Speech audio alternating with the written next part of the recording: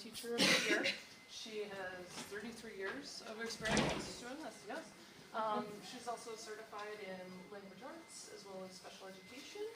And she's normally out in the Maquoketa School Systems. She's on sabbatical this year, kind of helping. She's touring a lot of schools and helping to develop curriculum. And so I'm just so excited that you're here. Please help me welcome Jane Schmidt. Hi. It's a touchy thing, and I know that I've probably read all the things that are out there on it, or I try to keep up on that. And anyway, my best way of explaining what Iowa Core is, I have to put it into a metaphor. And so my metaphor will be a basketball team and game, a basketball team. And so when we talk about a basketball, the whole concept of basketball, the basketball game, we talk about the court, we talk about the rules of the game, we talk about the equipment, the coaching, and the team. And we can put Iowa Core and what the changes are that are going on in education into that context. So I have to start with this famous basketball coach, John Wooden, who said, "Failure is not fatal, but failure to change might be." And for public schools, failure to change will be failure, will keep us from progressing and keep us from changing. And we need to make some changes. We need to reimagine what we're doing. And so we can listen to what John has to say about that. So the first game changer is the court. And when I explain about what Iowa Core is, there is a lot of information out there that says it's a curriculum. It is not a curriculum. And even, I think, the state of Iowa made a mistake because when they first started putting things out about Iowa Core, they called it the Iowa Core curriculum. Iowa Core is not a curriculum.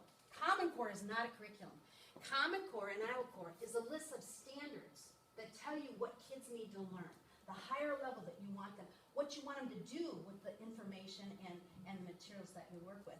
And so if you go to a college or a high school basketball game, a college basketball game, or an NBA basketball game, you are going to find a court that every court will be the same length, the same width, and the hoop will be the same height.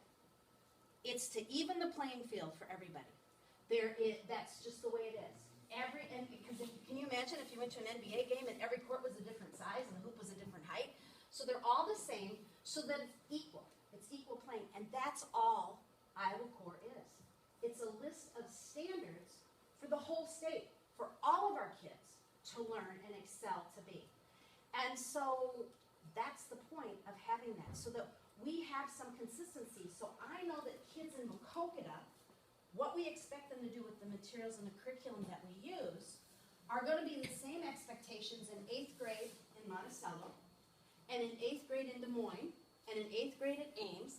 And my daughter teaches at Ames, and I said, you know, with this Iowa Core implementation, has it really changed what you do?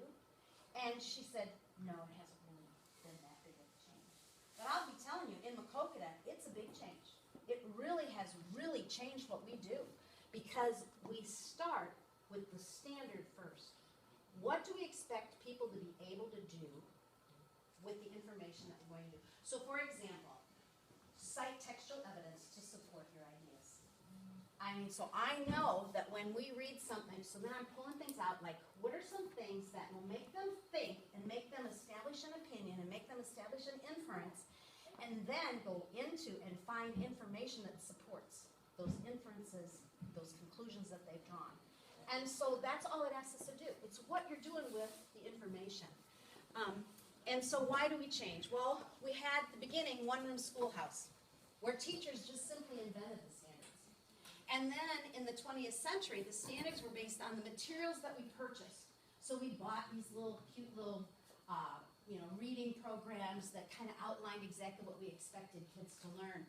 And then with No Child Left Behind, they began to really emphasize assessment and accountability. And I am all for accountability. I think it's extremely important that we are accountable, that we're making sure that kids are learning. But with No Child Left Behind, it became a skill and drill thing. It's like, okay, oh my gosh, we better skill and drill and get them ready for this test that they're going to take. Rather than, what's the learning that we want them to take? And so we knew then that there was a call in the early 21st century that we needed to have rigorous, relevant, and results-directed curricula and instruction. Business people told us that where we were missing was we weren't working on critical thinking, creative problem solving, collaboration, and communication. Those were the things when the kids got out of high school, they might know the skill and drill, the rote stuff that they were expected to know for the tests. But what they wanted in their workplace were people who could do critical thinking on the job, who could be creative problem solvers, who could collaborate in a team with the people that they encountered, and also were good at communicating, both written and oral. And so there's a big component in Iowa Core about communication, which I think is really important. I love Lucy McCormick Hawkins. That's who I've always, patterned my writing classes after. She says that for too long, the focus of No Child Left Behind was that high-stakes testing, the decoding, not the higher level thinking and the problem solving that comes from reading. I mean, we don't read just to read, just to read the words and say, we read to think, to really look at what is this person's life. Our books are windows for kids. They're windows for them to look into the lives of other people and then decide, wow, I so want to be that way, or wow, I certainly don't want to make the same mistakes this character did. So that's what, perhaps it was our preoccupation with those basic skills, where we were just working on the decoding and the fluency, and not on that higher level thinking, that all of our reading instruction flatlined. Our reading scores did not go up, even though we were doing all these handy-dandy things and we were looking pretty good on some of our assessments, but the scores didn't go up the way we wanted them to go up. And so I can just say from Maquoketa Middle School, once we switched and truly began looking at standards and that higher level thinking, our scores went up. We had the best scores we ever had last year. And it's because we were teaching these kids to be independent thinkers and creative problem solving and realize that it's more than just reading words, that it's thinking about what you're reading. And so that's what Iowa Core stretches you to do. I'm going to show you this video. Sometimes when I don't want to show it, because it's 3 minutes, but I think it explains why we need the standards. Like it or not, life is full of measuring sticks. How smart we are, how fast we are, how well we can, compete.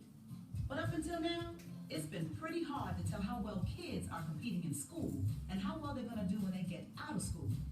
We like to think that our education system does that.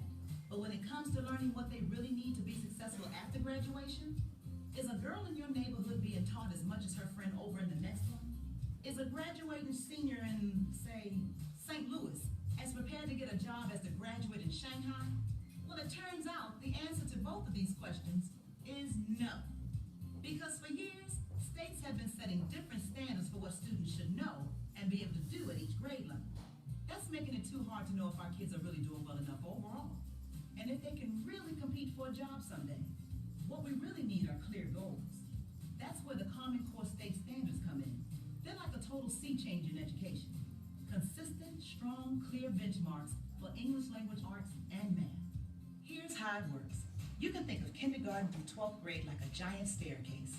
Each step is a skill your child needs to learn before stepping up to the next one. But right now, too many kids aren't really confident with like 2 plus 2 before they have to move on to 2 times 2. We need more focus on the skills that help them move up the stairs, or they can slip up and fall behind. And there's another problem. What if everyone's stairs were made at different heights? Well, here we go again. They are. So, a boy in Seattle who's rocking an A in English literature could be getting a C on his Chicago friend's staircase. Oops. We need to create consistent steps in education too. So first, each standard creates a landing on the staircase, a stop along the way as your child heads toward high school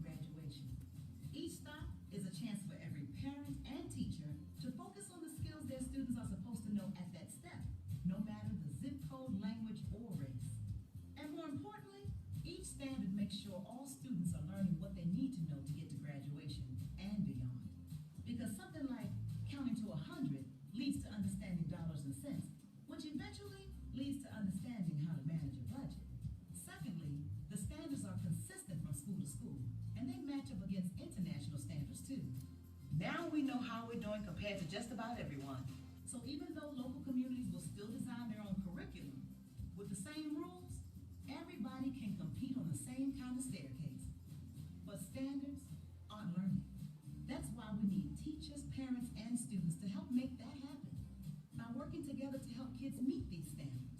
The world's getting more and more competitive every day. But now, when our kids get to the top of their staircase, they can have way more options on where their life goes from there. Clear goals, confident, well-prepared students. That's the Common Core State Standards. So, common standards. Common standards that we in Maquoketa, that's the same that you're going to find in Des Moines, that you're going to find across the state. And they outline the court of how we play the game of teaching. Number 2, game changer, because Iowa Core is definitely a game changer for schools and for how we're teaching. And that would be the rules of the game. And this is like probably where there's a lot of shakedown on, is where did those come from? Who designed those? Who designed those? And I don't know if you've seen some of the stuff that Bill Bennett has put out recently. He did a big advertisement this last weekend. It was in the Des Moines Register, a full-page ad. And he's been on the Cedar Rapids station doing some advertisements about Common Core. And I agree with him. He says it's not the national government's business telling us what our standards should be. And I agree with him, because I don't want it legislated at the national government. But I do want Iowa to have common standards so that our kids are all being pushed to that same level. But they originally, when I said at the beginning of the 21st century, there was this call out that we got to do something. We've got to become better.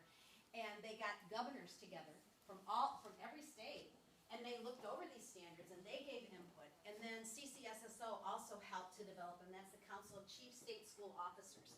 How do we improve? How do we make our kids more competitive, not only in our state and not only in our nation, but how do we make them more competitive across the world? So they did a lot of studying of standards and like what's China doing that we're not doing? What's South Korea doing that we're not doing? What's Singapore doing? What's New Zealand doing that we're not doing? That makes them outperform us on those international tests. And so they try to incorporate those into those standards. But these standards are research and evidence-based. They are aligned with college and work expectations. They are rigorous. The gal that I had mentored, she and I spent hours and hours poring over those standards going, what do these standards mean and how can we make this come alive for our students? But it was a process we needed to go through so that we could understand the big picture for our students. And they are internationally benchmarked. I put this up here, I don't expect you to read it, but Executive Order number 83 was signed in October of 2013 by Governor Branstad. And I think the thing that really stands out is he says, and this is like his little aha to the national government. He says, the state of Iowa, not the federal government or any other organization, shall determine the content of Iowa state academic standards, which are known as the Iowa Core. And so he was like, we're not going to listen to what you have. We will decide what's best for our kids here in Iowa. And he has stuck to that, and the Iowa Department of Ed has stuck to it. And the state of Iowa, not the federal government or any other organization, shall choose the statewide assessments that will measure how well students have mastered the Iowa Core. Right now, you should be listening to what's going on in the legislature, because there was a group that studied how we should be assessing our kids. Because Iowa assessments, I know that we're all being judged on Iowa assessments, but they don't really align with the standards. Iowa assessments is still that kind of skill and drill kind of thing. It's not that higher problem solving. And so the committee that has studied, and there was a group from across the state, and I think they were sworn to secrecy what they came up with, but across the state there were teachers, and there were people from the ADA, and there were school board members, and they worked together to look closely at the different assessments that are out there. And they actually have gone to the legislature now and recommended that we take the Smarter Balance test. I don't know if that's going to happen, but I've looked at Smarter Balance, and you can get online. Though I know you're really interested in this, you could get online and look. They do have samples that you could do, and there's also a PARC test, but they chose the Smarter Balance one, and there's a lot of information out there about how expensive it is, because you have to do it on the internet, you have to do it on the computer, and there's going to be a lot of problems aligned with it, but it's more like what the standards require us to do. They'll have a question like, highlight in the passage the section that answers this question, and the kids actually go up there and they highlight it, and so it's a lot more interactive than filling in the little bubble sheets that we ask kids to do on the Iowa assessment, which you probably did when you were in school, and it's a lot more like how we're teaching our kids. And in fact, I was talking to somebody who they said that their kids were kids were saying, well, can we highlight in the booklet, so we can go back and answer the question. They go, no, you can't do it. You can't write in the booklet. And so, part of it is just the way we're assessing kids too. So, but that's what Smart Bound. So and I know Iowa Assessment's lobbying heavy to keep Iowa Assessments. So there's going to be a big fight, in the next few months. You want to watch closely what's going on. But anyway, the third thing is the equipment, and this is local control. The equipment that you use. That I've been to some school districts where I had parents who came up and said, well, they tell me that Iowa Core says they have to teach this book in literacy. And I look at them and I go, that's not true. There is no book mandated by Iowa Core or by Common Core. It's your local control. Your school district decides what books you're going to use, what materials you're going to use, what math program you're going to use. That's local control. The only thing that the Core does is it defines the standards. It defines what we want them to do with the information that you're teaching them. So if they say that, you need to say, wait a minute, I want to be on a curriculum adoption committee and help decide what we're doing in our school districts. But you can tell in Iowa Core with the equipment, what they ask is, they use common terms, they ask you to cite textual evidence. And it's so funny because I know our principal went around and she was going to different classes and she went to science class and she said, well, what did you guys do today? And they go, oh, we cited textual evidence in social studies and we had to cite textual evidence in literacy, we had to cite textual evidence in science, but you know what? You have to cite textual evidence. We as adults have to cite textual evidence to support our ideas. It emphasizes clear and coherent writing. There's a big emphasis on writing. It includes key ideas and details, craft and structure, integration of knowledge and ideas, range of reading, and level of text complexity. And that's the thing that we struggle the most with, is text complexity. You know what? We know that anything that was published from the 1980s on was watered down. It was. We know that it was. It wasn't the complex reading that we expect kids to be able to do if they want to be successful adults. And so the reading has 10 standards that are for literature, 10 that are for informational, 10 writing standards, 8 standards that are speaking and listening, and 6 standards for language, which is the grammar and the mechanics. The Iowa Core sets literacy standards for both history, social studies, science, and technical subjects. So here's the big change that's taken place and there's been pushback about. We are expecting history teachers, the social studies teachers, the science teachers to look closely at how they are using reading in their classroom, how they are using writing in their classroom. We expect them to look at the ELA standards and make sure that they're following and using the same terminology that we use in ELA. That's a big shift. They're like, wait, I teach history, I don't teach writing or reading. But you do, because reading is embedded and writing is embedded in all subjects. They're even including it in technical subjects, like industrial tech. You're doing the informational reading. And how are you having them cite textual evidence to support what they're doing in those classes? Math standards, this is where we get the most complaint, is math. It is taught completely different than I was taught math. But, 2 plus 2 is still 4. And elementary, it's divided into these sections. The middle school has these, and the high school has these. There is an emphasis on how does your brain solve this problem. I don't know about you, but when I was taught math, it was one way, and we lined them up, and everybody did it exactly the same way, and that was it. I have been in a 3rd grade classroom that I so wish that I had been taught that way. Because the kids are like, they have a journal, and she shows them different strategies on how to solve this problem, and then they go back and decide, how did your brain see it? Do you see it as a number line? Do you see it as an array? Do you see it as pictures? How does your brain solve that? And you're going to come to the same answer that I came to, but I see it as a number line, and you see it as an array. Yeah, there are different ways to solve it, and they've done that. They decided to do that because it goes along with internationally how those people who really outperform us on math, that's how those kids are taught. And so, it's a big change. And I've seen a lot on Facebook where parents are like, this math is terrible, I don't know how to help them. And the only thing I can say is if your child comes home and if they say, you have to solve solve it this way. You know, the teacher says we have to solve it this way. That's not what the standards say. The standards say, you know, you're still working on cardinality and you're still working on counting and algebraic thinking, but it's how do you solve it? How does your brain see it? That metacognition side of it. So what are the ELA standards? I'm most familiar with ELA. History, social studies, science, technical subjects. Create the next generation of K-12 standards to help ensure all students are college and career ready in literacy by the end of high school. That's why we have to up what we're doing. That's why we have to expand on what we're doing. That's why we need these higher level standards so that our kids are career and college ready. There are so many kids graduating from high school and they have to go to remediation classrooms when they go in college because they haven't learned how to do that bigger picture, how to be more creative and how to really look closely and deeply and analyze what they're reading. And so hopefully we're going to be seeing a change as we work through this. But that literacy instruction I told you is embedded in classrooms all across the curriculum. These are the exemplar texts. Now, people have said, well, it mandates that you need to teach these. No. When they say these are exemplar texts, and they're listed in the Common Core, and they're also listed in the Iowa Core.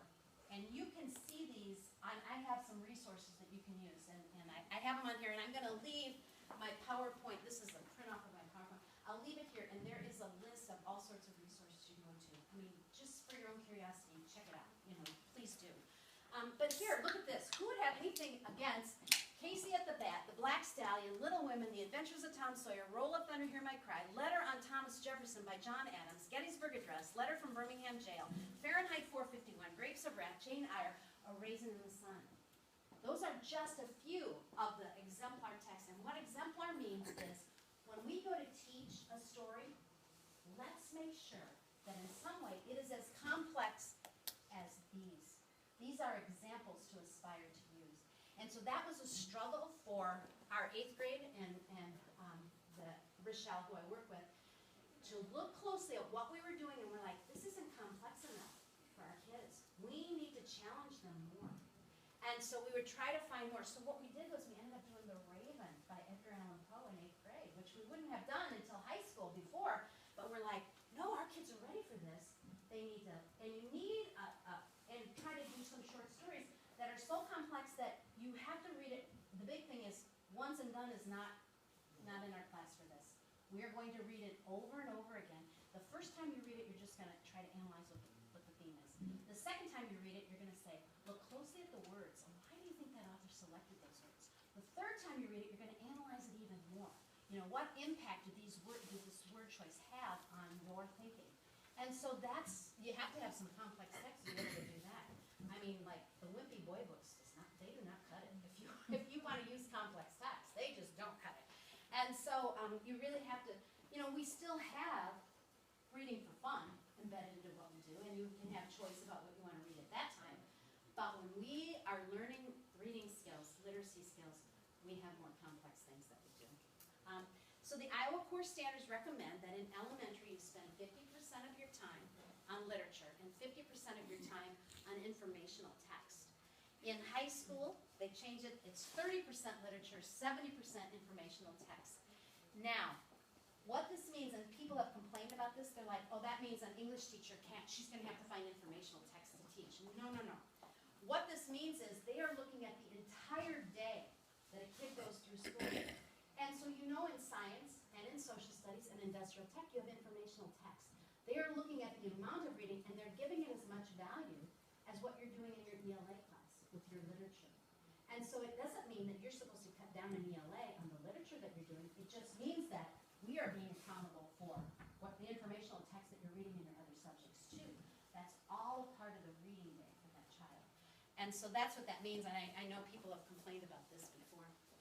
But we know that students of the 21st century, collaborating, creating, critical thinking, contributing, conversing, and connecting are all things that we need to do. So maybe you've been into some classrooms where you see they're organized in tables now, that they're not the straight rows, that they're in pods, and that they're working together, and it's a lot noisier. There's a lot more conversation going on, because we know that for our kids to be prepared for when they get out of school, they need to be able to collaborate.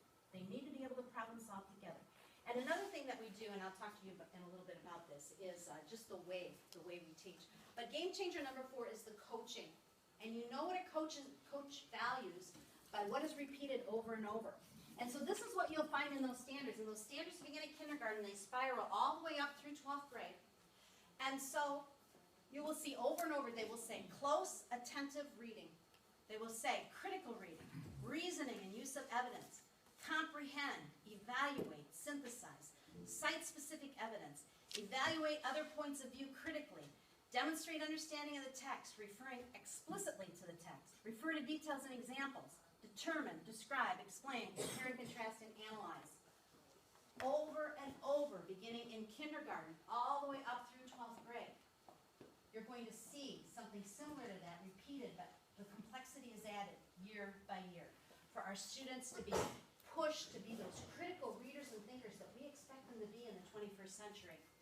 So, the other thing they talk a lot about is proficiency, complexity, and independence, because we want to assure students that graduate from high school are able to do quick on-the-run research when needed. So there's a lot of emphasis on doing research and citing textual evidence to go along with it. Express their thinking verbally and in writing. Summarize, synthesize, analyze, and design without needing teachers to insert all the key questions. That was one thing we learned, which was a real eye-opener for me is, you know, we used to pre-teach a story so much the kid didn't even have to read it. Because we already told them everything about it. We provided all this background information. And they said, we need to move away from that. We need to allow kids an opportunity to struggle with the text. To give them that text and say, okay, I want you to read it, and then we're going to talk about it. That's really hard for a teacher because we like to talk. And we like to explain things, and we like to give this background information. And you do need to do some background information, but maybe not as much as we have been doing. And the other thing is application of what is learned is key. How are you going to apply what you're learning? And so when I look at a standard, I look at it closely, and then I think, okay, what materials, what things can I pull together so that they're able to master this standard? And then how do they apply it to a project? Or how do they apply it in their life? Making it real, making it relevant, and making it authentic for our students. What shifts have I seen? There's a focus from teaching to learning. That was huge. My focus had always been my literature book and my grammar book. My focus now is, who do I expect them to learn first? Then, what materials do I pull in? A gradual release of responsibility. That GRR, they call it. And so we model, and then we work together as a group on it. And then you work with a partner, and then you do it independently. That is a gradual release of what I expect you to do. Now, I don't know about you, but previously, I teach you do it, I teach you do it. Now it's a gradual release, where we're asking you, let's solve this together, solve it with a partner. So that's why we need to be in groups and working and solving things together. And then you do it independently, because then you're assured that you understand it. So the questions are answered. Increased rigor and accountability, a search to create units that are complex with higher level text, incorporation of collaborative conversations. This is a huge one for us. We have little fans that are kids, and it's got like stories, sentence starters on it. So it says, you know, like you say your opinion, and then I'll say, I hear what you're saying. I agree with you because of this, or I disagree with you because of this. So teaching kids to respectfully disagree with one another, I mean, goodness, just look at TV and you know that that doesn't happen. And we need to be teaching our kids that they need to be respectful of each other's ideas. Closely examine the credibility of sources. My goodness, go to MSNBC and go to Fox and go to ABC and look at how each thing is reported differently and how they choose different words to help skew how you're thinking. And so just looking at examining the credibility of sources. Is that a credible source? Where did you get it from? Is it a blog? A blog's an opinion. Because some kids think just because it's on the internet, it's true. It's printed. Look at this. Look who printed it. Who made that source? Where'd that source come from? And then I love this one, is analyzing word choice to persuade the reader. Doesn't that happen all the time? They're picking these words that make us have to think a little, one way or the other, and it's really important for us to become aware that they're doing that they're manipulating us through those word choices. So I'm going to just give you a few examples of how it changed my teaching. And so one thing would be, this is the story. We read a story in our literature book about Iqbal Masih.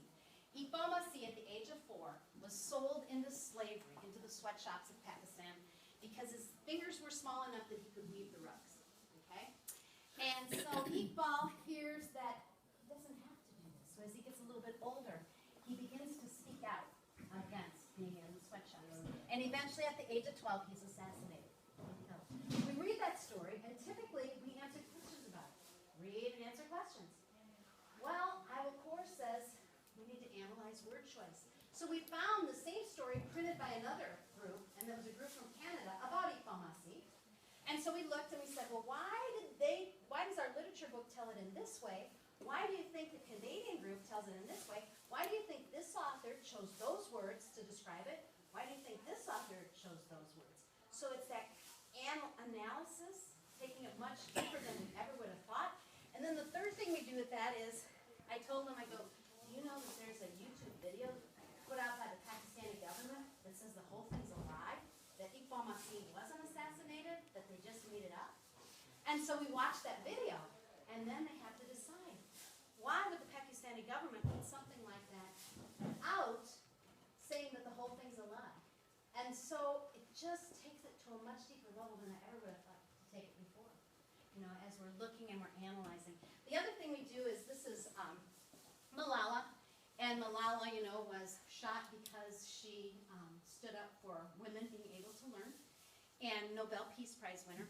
And so we watch several videos about Malala, and we read stories about Malala, and then we come up with a list of what inferences can we make about the character of Malala. Well, she was willing to sacrifice for what she believed in. She was very devoted to women's rights. And so we come up with all these inferences. But that's not where we stop. Then we say, all right, cite textual evidence that supports that inference. Where did you get that idea that she stands up for women's rights? So it's the analysis that's the focus. And it's so important to get kids to analyze and to think. So making inferences, citing textual evidence, examining word choice, author intent, and then determining, are those credible sources? What do they have to win or lose by reporting it in a certain way? You know, and I'm talking from the 8th grade perspective. You know, we might not do that so much in 2nd grade, but from the 8th grade perspective, we do that. And then finally, the 5th game changer is the team in a basketball game. And so with the team, we have professional learning communities where we get together and we plan and work, and we see who's learning and who isn't. This is where we differentiate, and we work with kids who have special needs, and we figure out, okay, so this standard, when we want them to cite textual evidence, what would that look like for a special needs student? What would that look like for an ELL student? You know, and so you differentiate, but always a focus on how do you use the information that you're gathering. We have the Iowa Teacher Leadership and Compensation Grants that some districts have been fortunate enough to get, where there are instructional coaches coming in and helping with this process of implementing Iowa Core. We have multi-tiered systems of support, MTSS, and those are like little remediation times or enrichment times for kids who've got it. How do we push them further? And then how do we help the kids who are struggling? And how can we make this relevant to them? We have AEA support personnel. We have school improvement advisory councils, and I would like to advise you, women, to call your schools and say, I would like to serve on the School Improvement Advisory Council, because we're required, every school district is required to have one, and they're looking for community members to be a part of that. And that's where you talk about the testing, and where you talk about the curriculum. So become involved, you know, and maybe you might even have like advisory councils for your buildings. But if you're interested, you really should serve to see what's going on and what we're doing in our schools. And then, of course, we have the Iowa Department of Education website. And I showed you the Iowa Department of Ed. You can go there. There's a big section on Iowa Core where it has all of the standards listed. It's got lesson plans, ideas on how you can make those standards come alive. And they have all sorts of, you know, there's all sorts of instructional videotapes out there on YouTube. And, you know, just a lot of resources out there for you to explore. But some things remain constant. And Rita Pearson, she's an educator, and she says that every child deserves a champion, an adult who will never give up on them, who understands the power of connection, and insists that they become the best they can possibly be. And that's what we do. And that's what you do as parents, that's what you do as teachers, and that's what you do as you volunteer in schools. You become a champion for kids because they need champions. They need a living, breathing champion that talks to them, that shows that you care about them, and that you care that they know. And so I was just going to read to you, this is going to be my conclusion, and that is that one of the things that I love to do in 8th grade is at the end of the year, I ask the kids to write a letter reflecting what the 8th grade year was like for them. And so if you do this, especially with middle school kids, be ready, because some of them are painfully honest about what they did or did not learn in your classroom. But last spring, I got this letter, and it said, "At first I wasn't much in favor of school.